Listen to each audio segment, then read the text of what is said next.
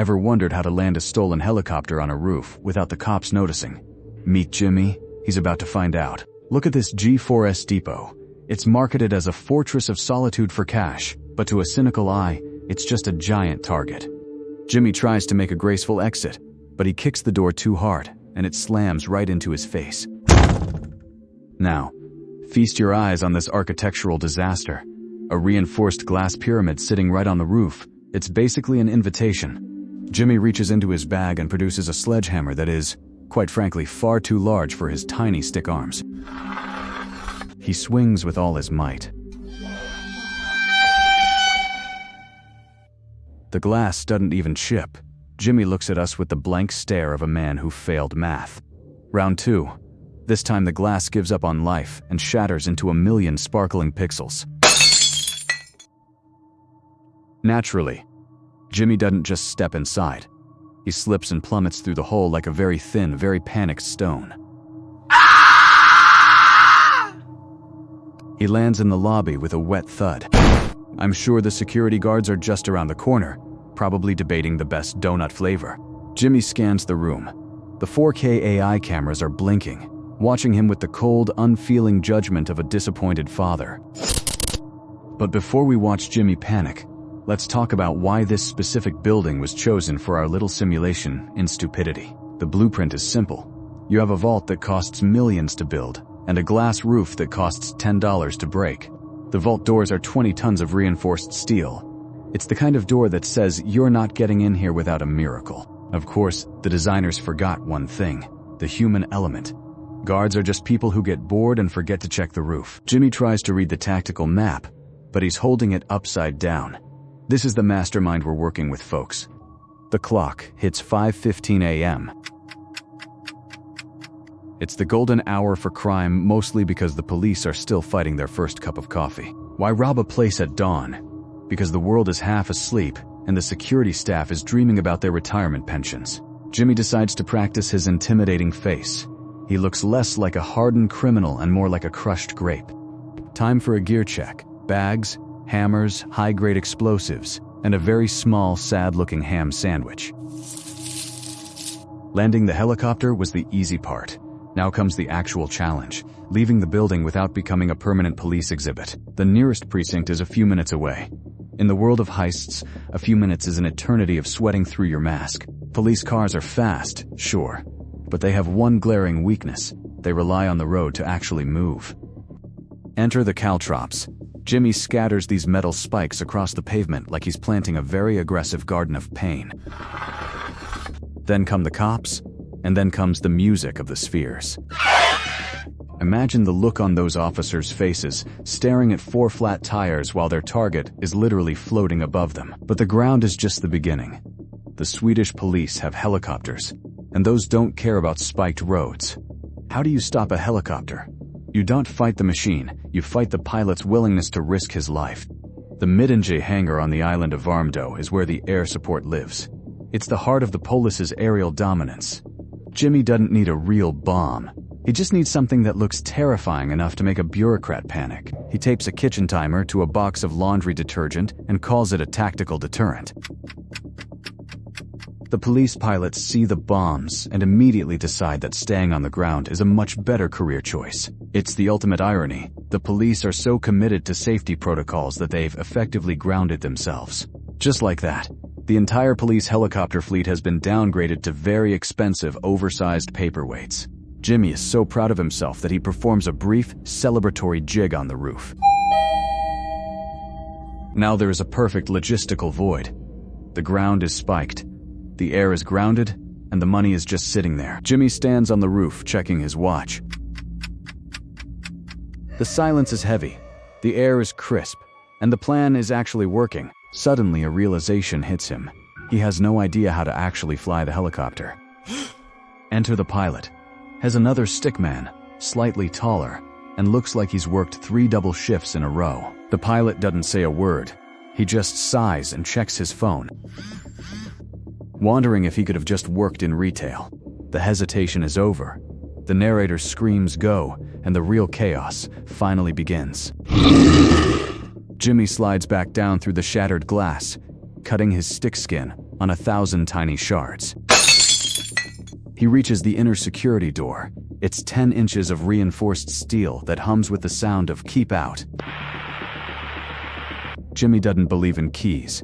He believes in small, concentrated bursts of chemical energy. The explosion is a bit too successful. Jimmy is launched backward into the wall, flattening him into a two-dimensional pancake. But this is cartoon logic. With a wet sound, Jimmy pops back into his original shape. The steel door doesn't just open. It flies off its hinges and embeds itself in the opposite wall. Inside, 21 bank employees are staring at a stickman with a hammer. It's a very confusing Tuesday for everyone. The employees do the smart thing. They run into the vault and lock themselves in, leaving the money completely unattended. Jimmy stands there, blinking. He's wondering why the victims were kind enough to leave the loot in the lobby. Then he sees it. The money room. Rows and rows of bags filled with Swedish krona, just waiting for a new owner. It's time for the loot phase. Jimmy begins throwing bags into a giant sack with the energy of a man at a Black Friday sale. Greed is a heavy burden. Literally. Jimmy tries to lift a bag and his arms stretch like rubber bands. Let's do the math. 39 million SEK is a lot of paper. It's heavy enough to make a stickman's spine snap. Rather than carrying it, Jimmy finds a janitor's trolley, a multi-million-dollar heist, executed via a cleaning cart. Suddenly, a security camera swivels toward him. It's the only one that survived the initial breach. Jimmy doesn't hack the system. He just throws a bucket of black paint directly onto the lens. The looting montage begins. Bags are flying, money is swirling, and Jimmy is in the zone. There's one last bag. It's stuck. Jimmy engages in a desperate wrestling match with a burlap sack. Victory? Jimmy stands atop the pile of money, arms raised, feeling like the king of Stockholm. Wait, is it actually stealing if the security company is this incompetent? Who's the real criminal here, Jimmy? Or the architect who put a glass roof over a vault? The moment of triumph is cut short. Faint, wailing sirens are beginning to echo through the city streets.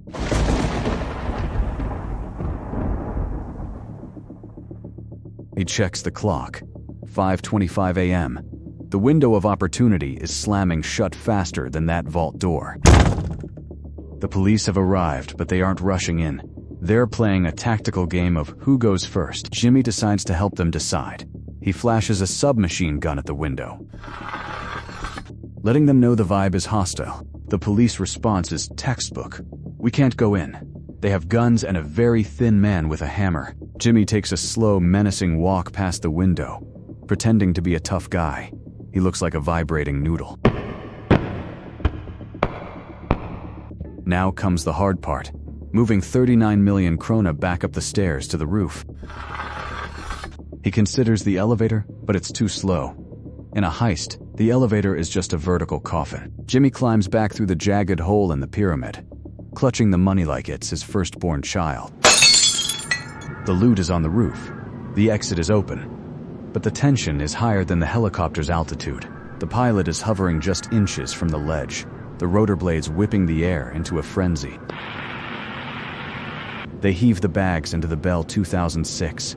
It's a chaotic dance of burlap and adrenaline. Suddenly, Jimmy stops. He realizes he left his ham sandwich in the lobby. He actually goes back for it. Lift off. The helicopter rises from the rooftop, leaving a trail of shattered glass and confused police officers behind. Below them, the cops are just watching, still standing there, still having flat tires. It's a poetic level of failure. But then, the sky screams. 2 JAS 39 Gripens, the pride of the Swedish Air Force, tear across the horizon.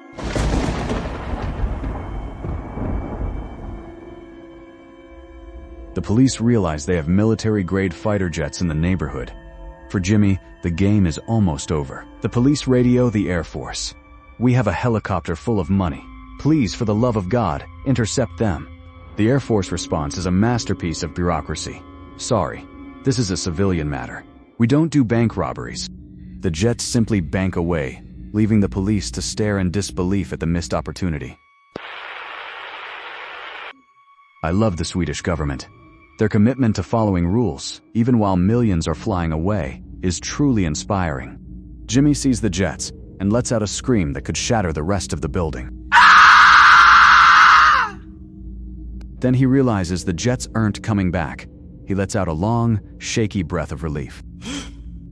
The flight path is set for Kananbadet, a simple line on the map, leading them far away from the sirens. The heist is technically over, but as any criminal knows, the getaway is where most people mess up. The helicopter touches down in a quiet field. The silence is a stark contrast to the chaos of the morning. Immediately, the professional relationship breaks down. Jimmy and the crew start arguing over who gets the biggest slice of the pie. Now they have a problem.